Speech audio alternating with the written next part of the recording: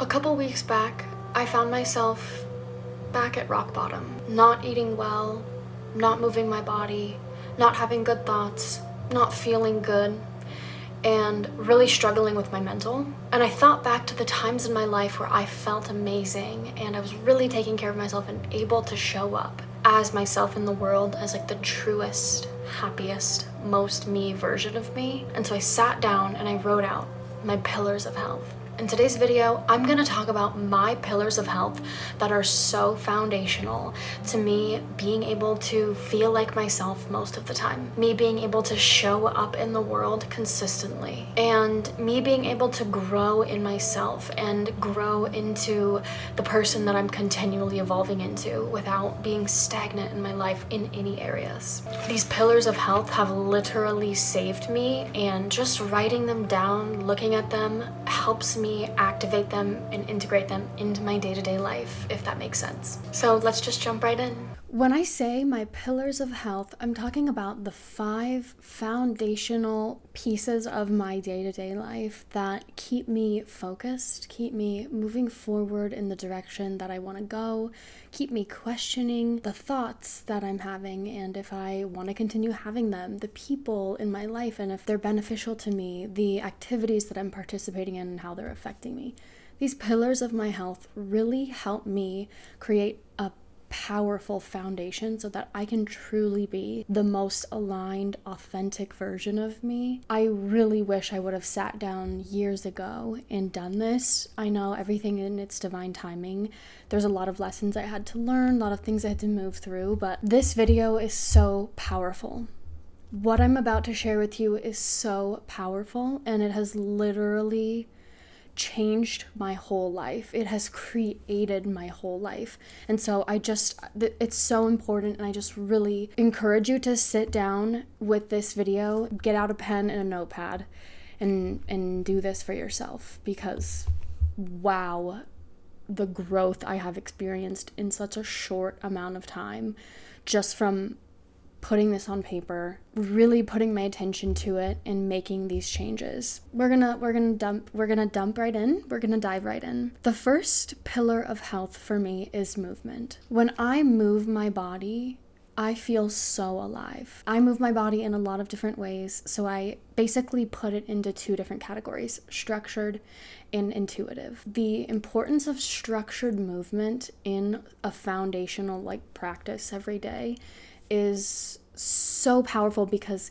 when we give attention and focus to every part of our body, whether that's our arms or our chest, our back, our lower back, our buns, our legs, when we intentionally connect to and strengthen every part of our body regularly, not only are we creating longevity, but we're creating functional mobility. We're allowing ourselves to have the best chance to use our body during playful activities, during day-to-day life. I never feel better than when I'm regularly doing structured exercises. For me, structured exercises lately have been Pilates, and they have been hot yoga classes. I love lifting weights. I truly do. I don't like only lifting weights regularly, but I do love putting in weightlifting workouts into a routine. I haven't been in a while, but okay, whatever. I think that this has changed throughout my life, what the structured workouts are, but I don't think that necessarily matters for you as an individual or me as an individual. I think whatever makes us feel alive and makes our bodies feel really good is what matters. And right now, those are what make me feel really good. Intuitive movements.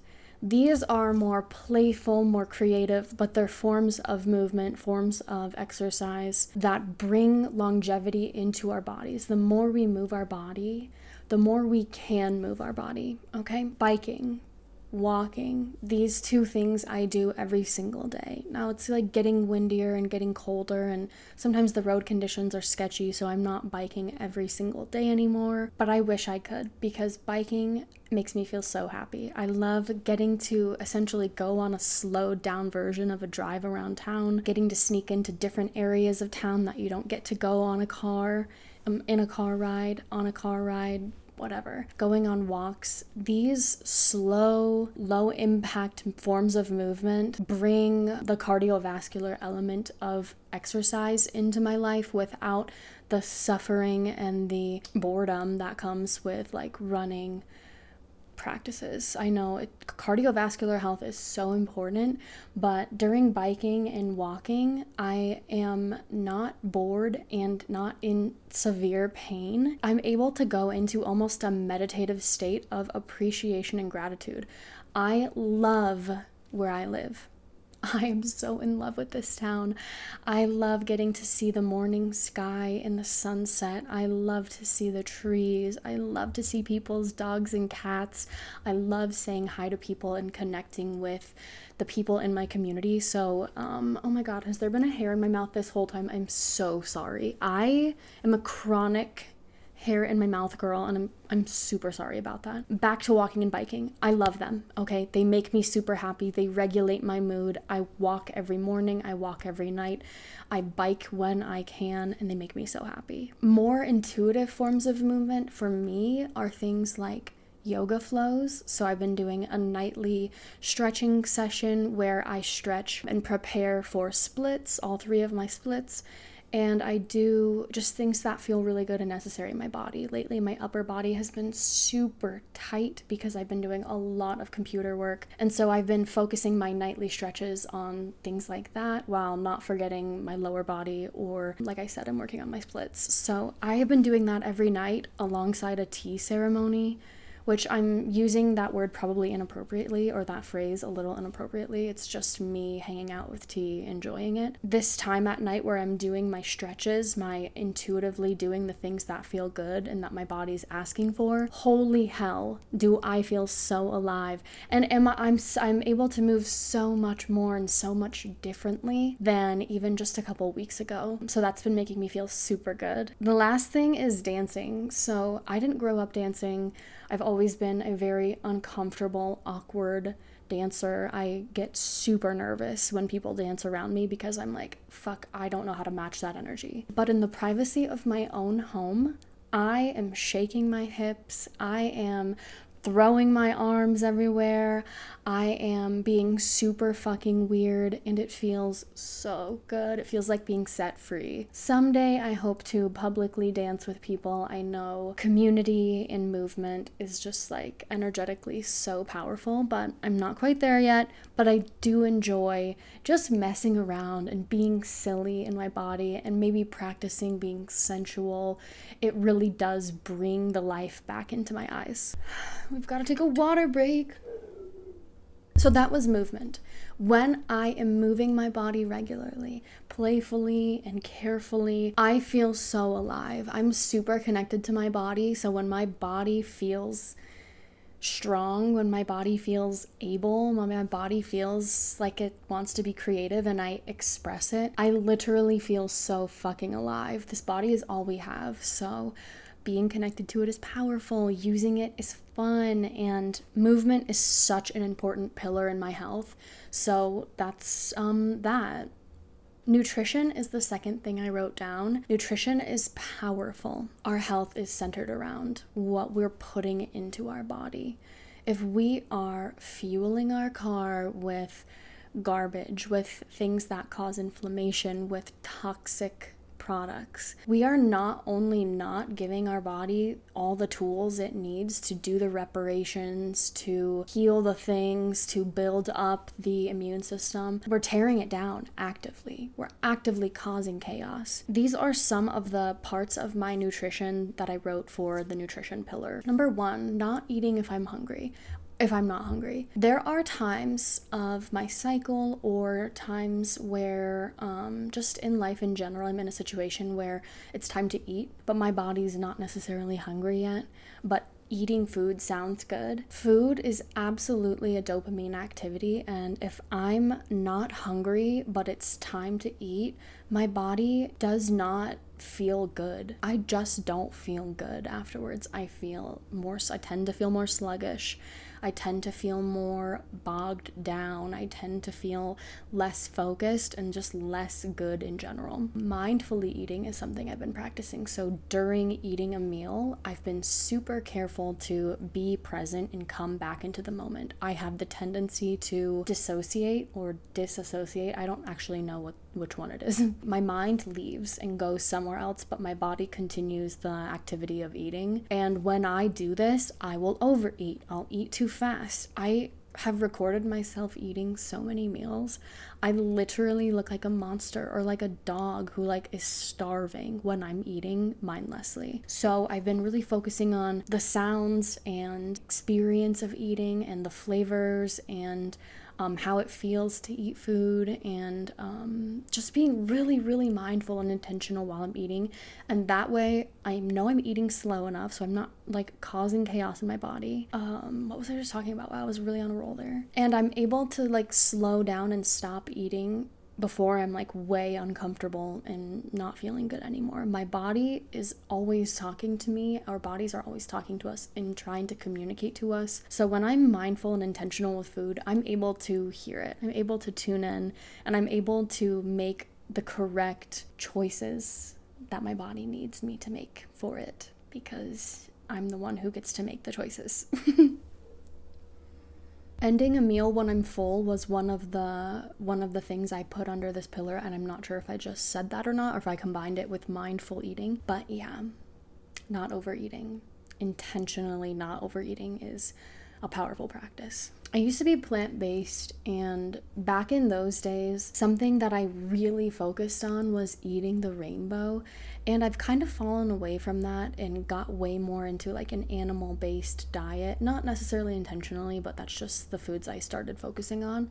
And now I'm kind of coming back to the rainbow concept. The foods that were given to us on this earth, the fruits, the vegetables, the nuts and seeds, all of these beautiful vegetables have such a crucial role in our diet. Each individual color provides a different spectrum of vitamins and minerals, and eating the rainbow is one way that I can ensure that I'm getting a diverse amount of microbes for my gut microbiome and a diverse amount of benefits from all the different properties that each different food has. So I noticed one thing for me I struggle with is blue and deep purple and red. I don't often eat red cabbage, blueberries, blackberries. They're not in my regular diet. I started this practice by noticing the rainbow I was eating, noticing the colors I was eating, and it was a lot of white and green and tan and brown, like a lot, like mostly.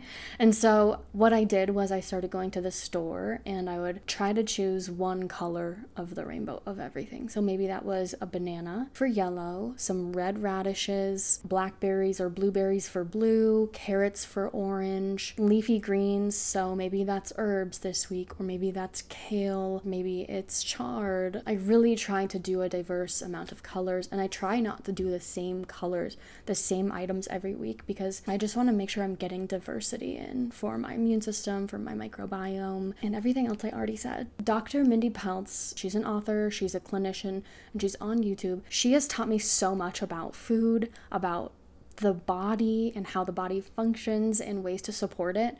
So the next thing I'm going to say is the 3 Ps: prebiotic, probiotic, and polyphenol foods. It might feel a little complex at the beginning, but it's really, really simple. When we eat probiotic foods, things that are fermented, they're already pre-broken down by bacteria. When we eat those, we're introducing that bacteria into our gut microbiome, the wild jungle that is our microbiome in our gut. And if we want those bacteria to have a chance at survival, then we've got to feed them prebiotic fiber. So the point of prebiotics is essentially that's the food that these probiotic bacteria are gonna eat and allow them to survive and repopulate in your gut. Probiotic foods are things like sauerkraut, yogurts, whether that's coconut yogurt or milk or yogurt from dairy or cows. Wait, that's the same thing. Yogurt from cows or sheep or goats. Maybe that's kefir, handmade kombucha. Kombucha you have to be careful with, by the way. If you're buying kombucha from the grocery store, stop it. Do not do that. The CO2 in the process of bottling and selling, mass producing kombucha is killing the probiotic activity in that kombucha. You're drinking dead food. Just don't do it. If you love kombucha or you want the benefits of kombucha, find someone who makes it with the SCOBY and purchase it from them, or make it yourself, because that's how you're gonna know the probiotic activity is there. You can see the bubbling and the fizzing, and it's not from CO2 added to the kombucha. Okay, I just have to say that. Prebiotic foods are gonna be things like nuts and seeds, fruits and vegetables, and tubers. So root things like sweet potatoes and ginger root and turmeric. Are parsnips a tuber? Anyway, so we want to make sure that we're eating enough plants, essentially, to feed the bacteria in our gut. Not just the ones we're eating, not just the probiotic foods we're eating, but we already have an array of microbes in our gut that are helping our skin function, our organs function, and our brains function, specifically neurochemicals happening in our brains like serotonin, norepinephrine, dopamine. Honestly, I don't even 100% understand what epinephrine and norepinephrine are, and dopamine was a really weird neurotransmitter to just say just now. So do your own research on the connection between your gut microbiome and the chemicals in your brain. We want to feed those bacteria, and they eat prebiotic fiber from plants. Don't take fiber supplements, just eat your plants. Side note, if I were to just eat a piece of fruit a day and either have a bowl of soup that has vegetables cooked into it, or make a salad, just a simple salad, one portion salad, every day, that's enough fiber for me to have a fantastic poop. Okay? So that's enough. I'm not talking crazy amounts of and only eating plants. We just want doses every day, every meal. Polyphenols was the last P, and polyphenols are, you know what? I should actually look into this. Look into polyphenols for me, would you? I'm having trouble explaining it, and I don't want to lie to you about that. But I do have a list of foods that have high polyphenol activity. So it's things like olive oil, spices and herbs when you're cooking. Teas are high in polyphenol activity. Berries, garlic, different aromatic plants are very high polyphenol activity. Polyphenols, look them up, because I could not tell you about them right now, but I just know they're fucking important. Okay, that's nutrition. Oh, no. Wait, I have 2 more things to say about nutrition. Diversity is important, and balance matters. So if you're catching yourself eating the same thing all the time, and if you're catching yourself really heavily leaning into something, maybe it's time to question it, maybe it's time to question why, and maybe it's time to shift into breaking that into a couple different things. We don't want to be eating chicken every day for every meal. If that's all you can afford, okay, that's fine. But if you have the opportunity to switch things up, do it, because your health is going to thank you. The third pillar of health for me that keeps me moving in a positive direction is my mindset. Noticing my thoughts is like number 1. When I monitor the thoughts in my head, when I start making the subconscious thoughts flowing through my head conscious, and I start paying attention to them and hear them, I have the opportunity to decide, do these thoughts feel good? Are these thoughts making me have an awesome experience right now? And if not, I have 100% have the opportunity to shift to a different headspace, to decide I'm actually going to stop thinking about these things because they're not making me feel good. They're not making me feel happy. And I don't want my focus to be here when I'm not paying attention. I want it to be over here. So that's number 1, directing the flow of my thoughts in the place I want them to go. Sometimes that takes practice. I know, actually, it always takes practice. I will be left alone doing my meditation, whether I'm doing dishes or stretching or on a walk, and I'll notice sometimes my thoughts are going in a pattern that's making my body feel gross and making my heart hurt, and I'm like actually getting upset or angry at thoughts happening in my head. So when this happens, I am really gentle with myself, because there's no point in being rude, okay, to yourself or anyone else. When this happens, I'm super mindful, and I'm like, okay, well, first of all, I don't like this. This is not helping me, and this is not happening anywhere except for in my head. So I'll decide this isn't cool, and I will think about and choose to think about things that I'm grateful for. That's the easiest way to go, in my opinion.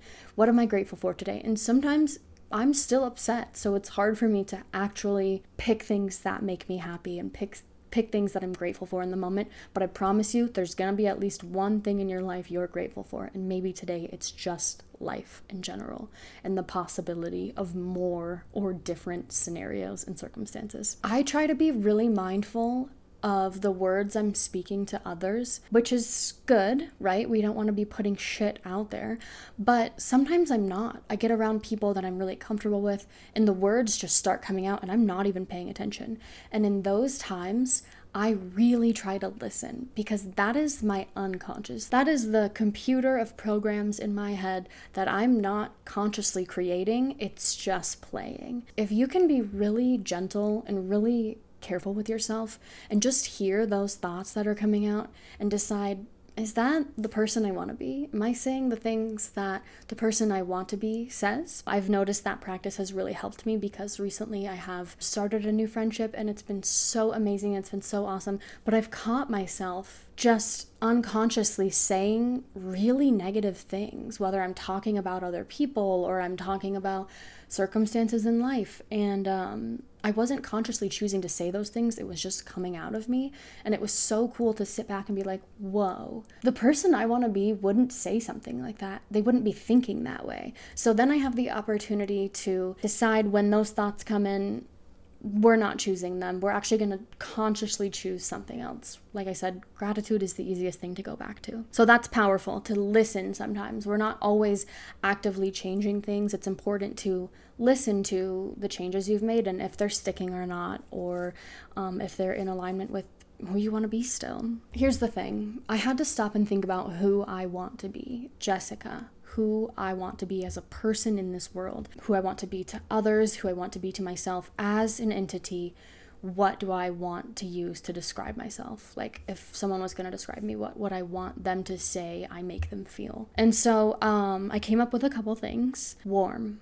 I want people in my presence and me in my presence to feel like I am a warm person. I am someone who makes people feel comfortable and safe. Compassionate. I really want to practice being compassionate, because when we are able to be compassionate to others, we're able to have compassion for the versions of ourselves that we don't necessarily love that much, or that we have shame for, or past versions of ourselves that we don't feel like are in alignment with who we are right now or who we want to be. Compassion is everything. Compassion is everything. Thoughtfulness. I don't like to just say things everyone's saying. I don't like to just be what everyone is being, and I don't like to be agreeable. Shout out Cody. Thank you for teaching me that when I was in high school. I want to be thoughtful.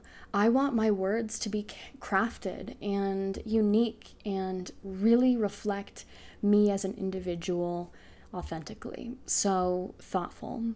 Curious. I am so curious. I'm always wanting to learn something new. I'm always wondering why we do the things we do, why we say the things we say, what they mean. I love being thoughtful, but I love being curious so much. It literally brings life to me. Like it expands my life and my perspective tenfold just by being curious. Growing. I live to grow. I feel like I live to learn and I live to grow. Yes, I love to play. Yes, I love to create.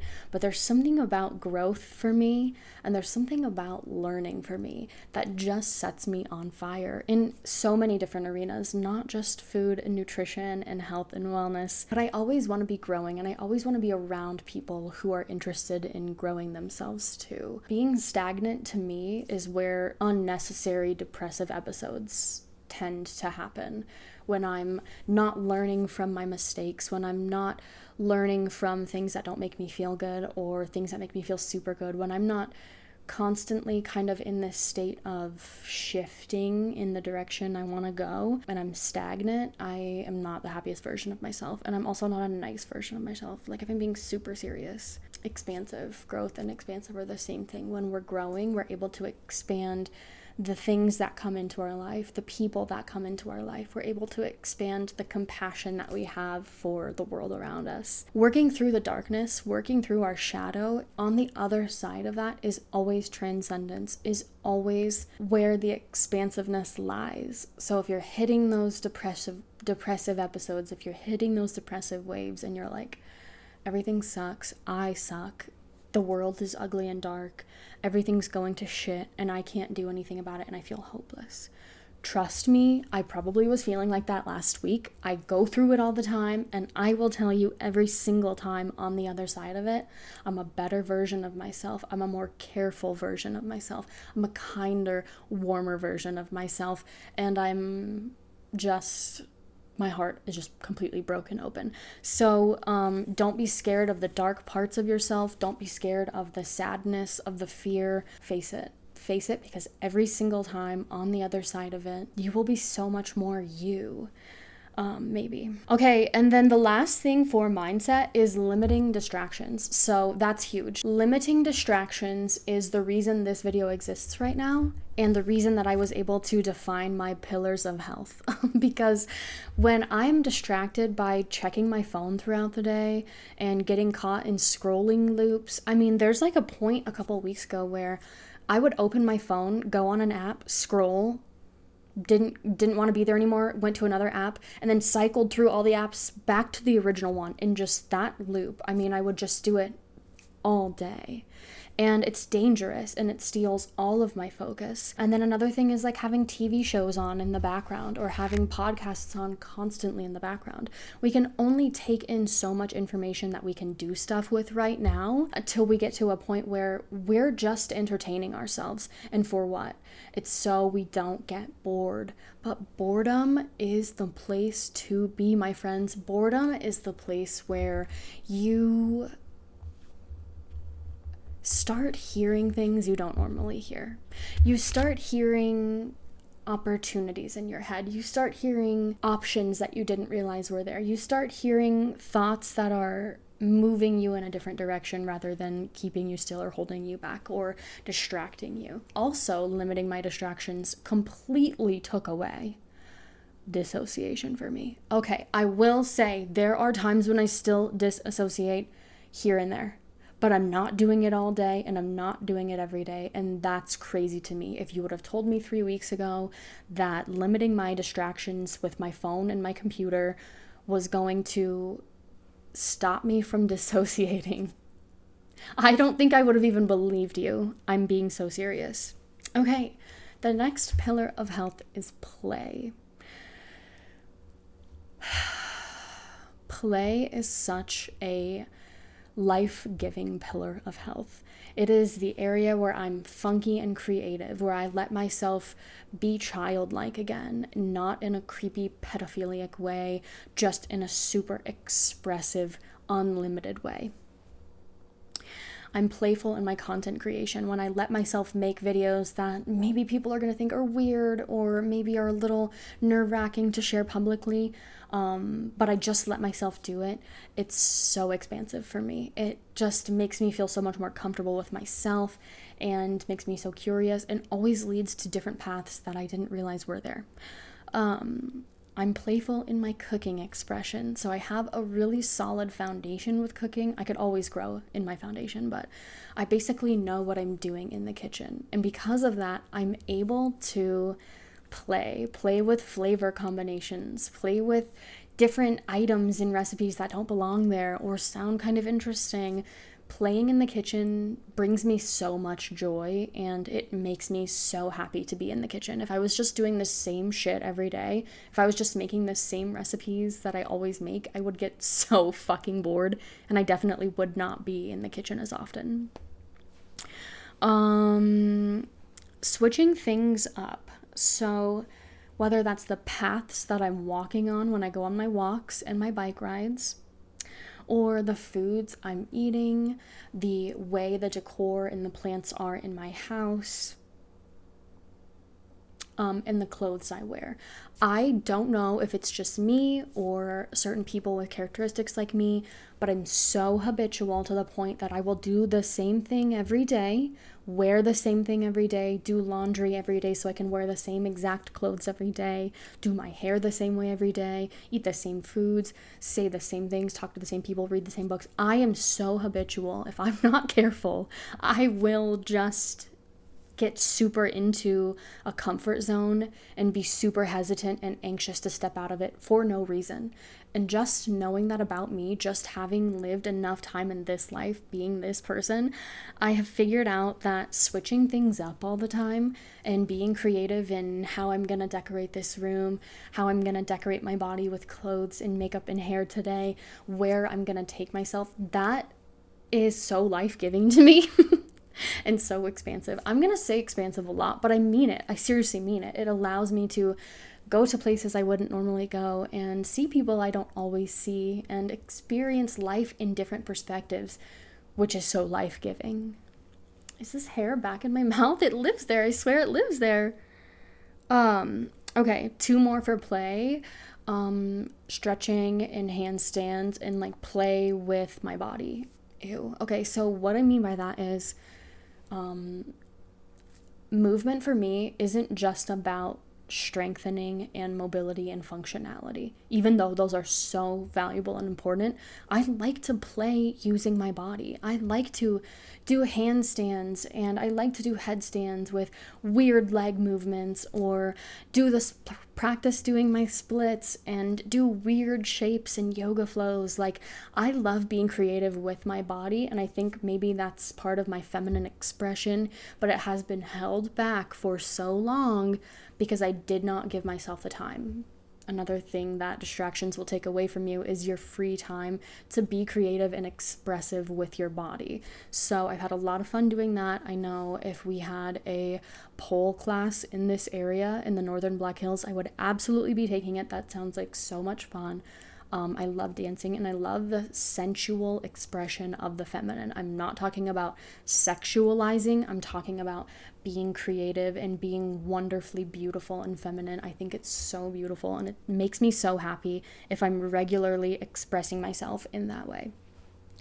Singing and dancing. Okay, I'll be the first to tell you. I think my voice is nice, but when I'm singing, I'm not skilled. I'm not practiced. I just do it because it feels so good. I'm not sure what the point of all that other stuff I just said was. Here's what I meant to say. Here's the only thing that matters about singing. It makes me feel so good. No, I don't sing in front of other people because I'm super worried about not just what they think, but making them uncomfortable, like they have to comment on it or whatever. I just love to sing. I catch myself singing and humming all the time, all day. Now that I'm not distracted all the time, I have the time to be singing, and it makes me so happy. It's crazy. Like singing in the words that I sing, I can feel the power behind them. So I don't know, I just have been really enjoying that lately. And then dancing. I already said dancing, but I put it again because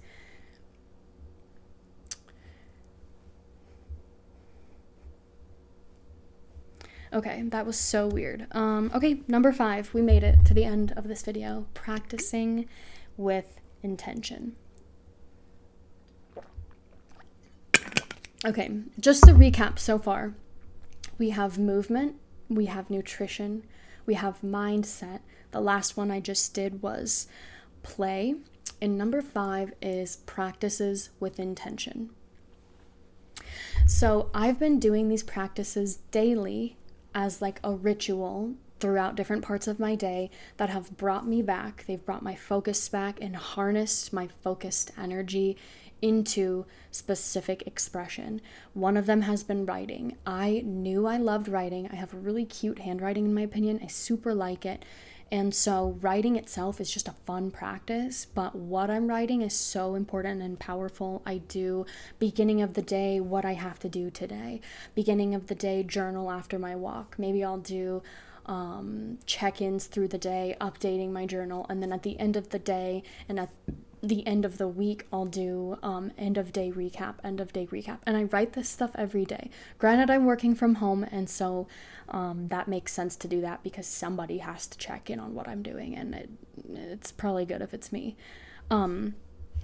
Writing things out, focusing has helped with my memory. It's helped me harness the power of my creative energy. Because if I'm not organized, I am fucked. I'm so fucked. It's crazy how unorganized I've been for the past few years and just like lived and suffered through fuckedness when I could have just written things down and organized those writings and utilized them and come back to them and reflected on them and continued in them. Whatever. Writing is a practice of intention that has completely shifted me in the past few weeks, and I'm so grateful that I started doing it. Meditation is another one. It's the next one. If you don't have a meditative practice, that's fine. I know a lot of people struggle with meditation, and here's why. Because they don't do it. That's the only hard part about meditation, is getting into it. Because it's boring, and we're used to being overstimulated, and we're used to having some sort of stimulation going on. And the thought of sitting still and hearing whatever your mind has to say, it can sound daunting. But guess what? 3 practices in, and no problemo. 3 practices in, you're already noticing the noise is quieting, or it's quieting faster. I don't necessarily sit and meditate without moving my body ever. I don't do guided meditations. These aren't in my regular practices, but in my regular practices, I told you I do my nighttime yoga stretches, and my eyes are closed and my body is naturally doing what feels good, and my brain is free to just release and do nothing. Another thing is when I'm walking, when I go on my walks and my bike rides, my brain is free to just get quiet, and it gets so still and quiet. And let me tell you, if you are a spiritual person, which I really hope you are, connected to something, that's when those downloads come. That's when thoughts that are not of you and do not feel of you start coming in, because you're finally quiet. You're finally tuning into the right channel and getting quiet and listening. And that's when direction is given, guides are given, messages are given that you aren't hearing all the time. And it's powerful. Tea time is something I've been doing because I've been super excited about hormone health and supporting my hormones with something that's not food, and that's not fasting, and that's not movement. And it's tea, and it's so cute to me, and I've wanted to get into tea for a long time. It's not expensive, it's not tricky. You just have to make the time to do the bit of research and get into a nice swing of things. Women have 3-4 hormonal cycle phases, and so I just finally went and looked them all up and looked at what teas work well at different times in the cycle. So based on my cycle, that's the tea I'm making. Except I drink spearmint tea almost every day because I fucking love it, and I drink a rose tea at night with my stretching time, and it makes me so happy. You guys, it makes me so happy. The rose scent, the aroma of it is so feminine and so sweet and so beautiful. And that whole experience at night of the meditation while doing the intuitive stretches and having my tea time, it literally makes me so happy, and it makes me so able to show up as a happy person in the world, because I'm filling my cup up with love and self-care and nourishment in the form of movement and meditation and just love. I would say my rose tea is love. So, one last thing is sleeping. The past couple of weeks, with my focused energy and intention, I've gotten so much done. I've moved my body so much, and at the end of the day, I'm not joking you, I am showered, in bed, ready to fall asleep at 8:45 p.m. every night, and I'm waking up at 5:30 in the morning. If you would have told me 3 weeks ago that I was going to be on that solid of a schedule and able to do it, I'm not like murdering myself getting out of bed in the morning. I'm waking up before my alarm every single day, check my phone. Oh, it's not even time to get up yet, but I'm going to get up now. It's crazy, and I feel so good, and it's been so good on my mind. Having regular sleep is powerful, and like long sleep, like what is that? That's almost 9 hours of sleep. That's powerful for a woman and for a human. So that's giving my body and my brain the time during the day to be able to work so hard and focus so hard and get so much done, is because I'm giving it the rest at night that it absolutely fucking needs. And yeah, and it's powerful. So basically, filling my cup with these 5 pillars of health every day is allowing me to feel so alive. As someone who has struggled so hard and so often in my adult life with not wanting to be alive, it's pretty powerful to find things that keep you consistently feeling good, even through different phases of my cycle.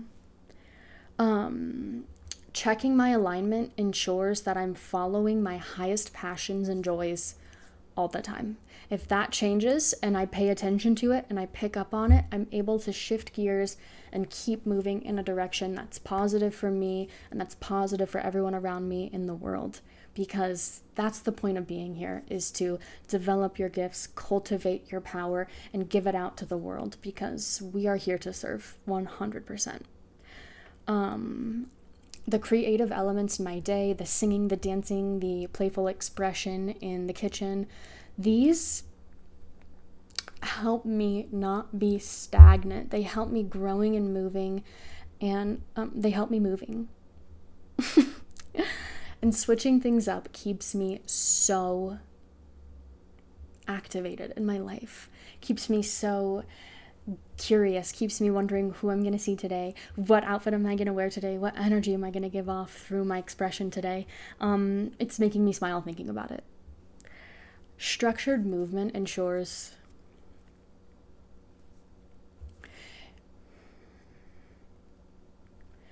Structured movement doesn't just ensure that I'm functional and mobile.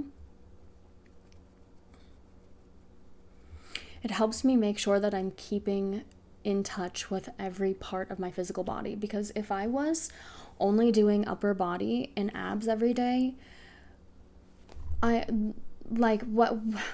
the hell? Like, I have legs, they're gonna fall apart and break down and snap in half and snap off, and then I'm just not gonna have legs anymore. Like, that doesn't even make sense.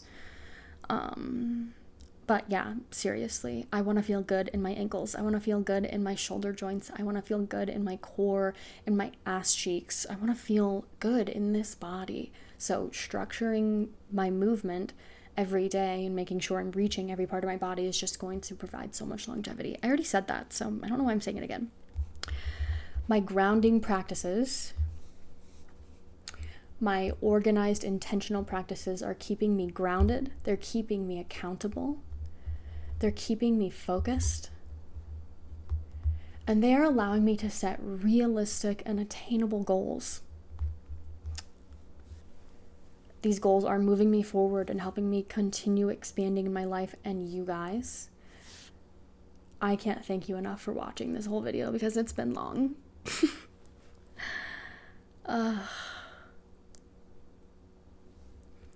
If you've stuck around with me today, I highly recommend doing this practice of defining your pillars of health, defining what you need and what you need to start doing or stop doing to make you feel most alive and activated in your body, in your passions, in your life. Your greatest gift to the world, to me, to your family, to your friends, to the people who are going to run into you today, your greatest gift is you, is your energy and your unique ability to reach people or whatever. So don't play small. Don't ignore yourself. Don't give up. Don't give up. There's hope. If I can pick myself up from where I have been in my life to where I am now, I promise you, I believe in you to be able to do your version of that. I promise. And I love you, and I really appreciate you listening, and I hope you have the best day. So, bye.